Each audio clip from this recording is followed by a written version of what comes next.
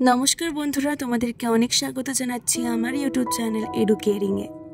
আজকে আমি তোমাদের সাথে শেয়ার করে নেব রবীন্দ্র জয়ন্তী বা 25শে বৈশাখ নিয়ে একটি ছোট বক্তৃতা।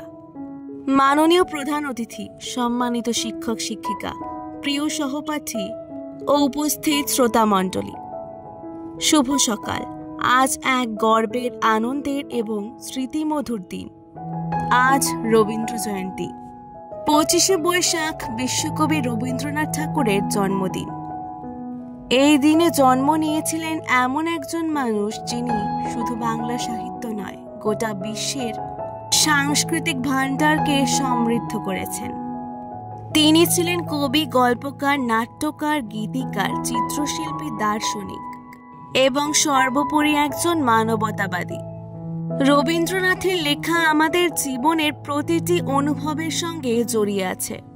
শিশুর হাসি থেকে শুরু করে প্রেমের আবেগ, দেশের টান থেকে আত্মার মুক্তি, সবকিছুই মেলে তার কলমে।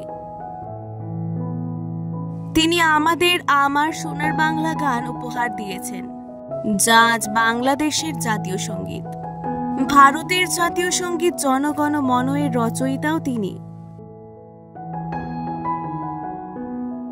তার রচনা শুধু সাহিত্য নয়, একটি মানব জীবনের দর্শন।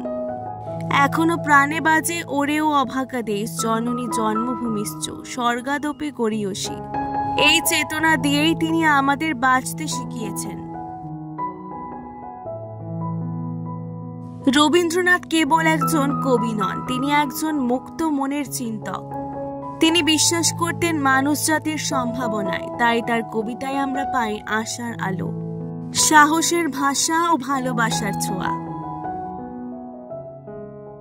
আজকের দিনে আমাদের কর্তব্য শুধু তার জন্মদিন পালন করা নয়, তার আদর্শকে হৃদয়ে ধারণ করা। তার মতো করে চিন্তা করতে শিখতে হবে, বিনয় নিয়ে, ভালোবাসা নিয়ে এবং মানুষকে মানুষ হিসেবে শ্রদ্ধা করে। রবীন্দ্রনাথ ঠাকুর বলেছিলেন, সবচেয়ে বড় শিক্ষা যে মানুষকে ভালোবাসা যায়।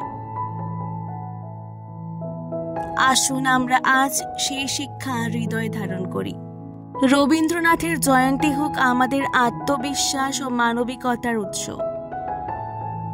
ধন্যবাদ। আজকের ভিডিওটি ভালো লাগলে অবশ্যই এডুকেয়ারিং কে সাবস্ক্রাইব করে দেবে। অনেক অনেক ধন্যবাদ।